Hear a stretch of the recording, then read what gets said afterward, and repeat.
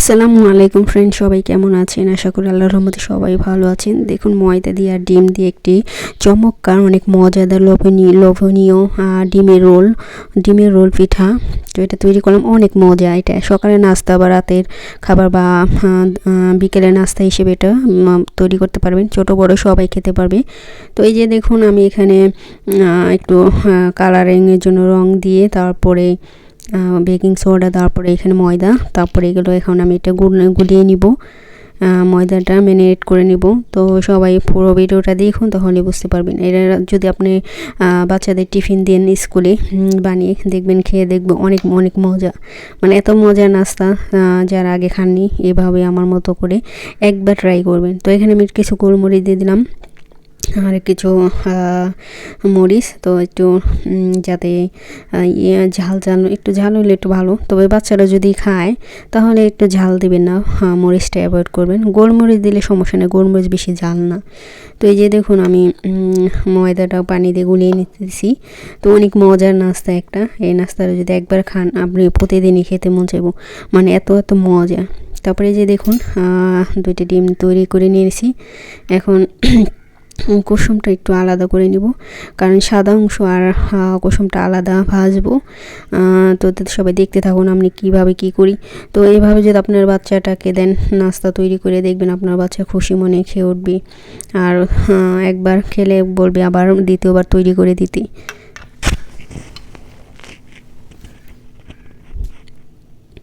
তো বন্ধুরা, তোমরা সবাই কেমন আছো? আশা করি আল্লাহর রহমতে সবাই ভালো আছো।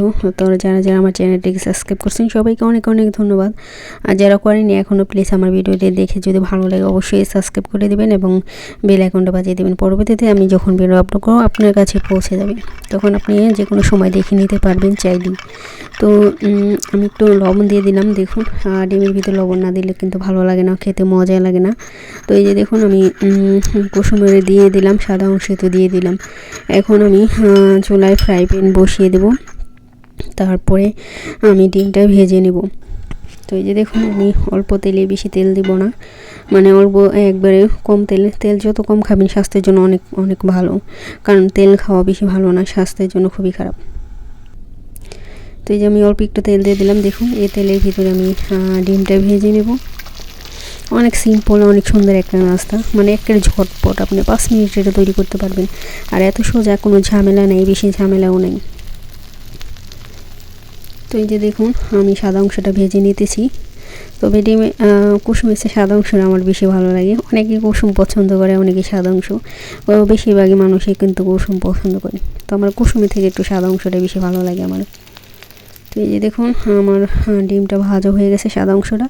এখন আমি কুসুমটা ভেজে নেব। তো এই যে দেখুন, সাদা অংশটা তুলে নিলাম। এখন আমি কুসুমটা অনেক ছোট, একটু ডিমটা একটু ছোট হবে, সাদা অংশ একটু বড় হয়। তো আমি এই কুসুমটা এখন নিতেছি, কুসুমটা ভেজে নিব এখন আমি।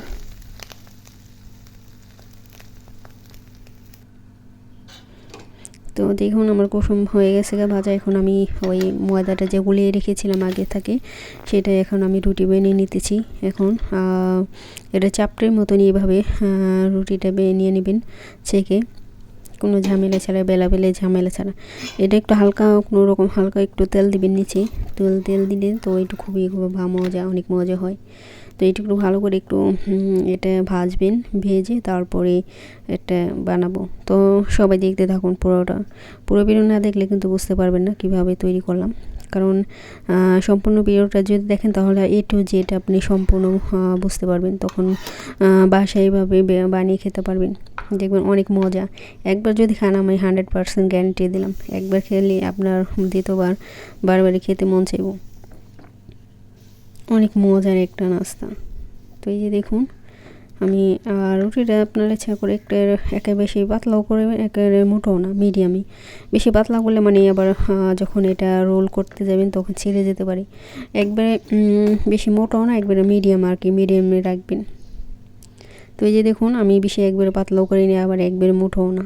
তো এরকম আমার মতনই এরকম করে তৈরি করবেন। এই যে দেখুন, আমার একটা তৈরি হয়ে গেছে। এরকম করে আমি এখন সবগুলো তৈরি করে নিব।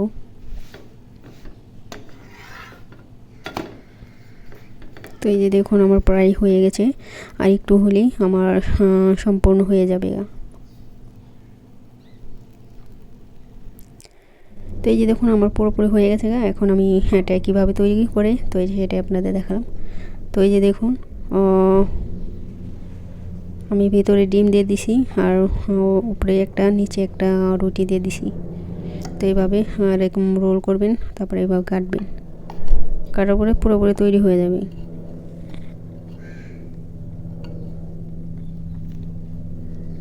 এখন এইভাবে পেঁচিয়ে ওইভাবে রোল করবেন, কারণ এটা যদি আপনারা নাস্তায় বা মেহমান বাসায় যদি মেহমান আসে এভাবে মানে একটু সুন্দর করে ম্যারিনেট করে দিতে পারেন। তো এই যে দেখুন আপনারা ডিম বেশিও দিতে পারেন, আমি এখানে 2টা ডিম দিছি। তো দেখেছেন এই তো সবাই, কারণ আমি বেশি বানাইনি, অল্পই বানাইছি আর কি। তো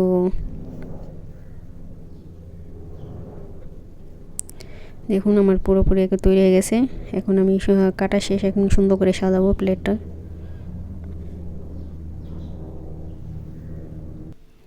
তো এই যে দেখুন একদম তৈরি হয়ে গেছে, অনেক মজার একটা নাস্তা।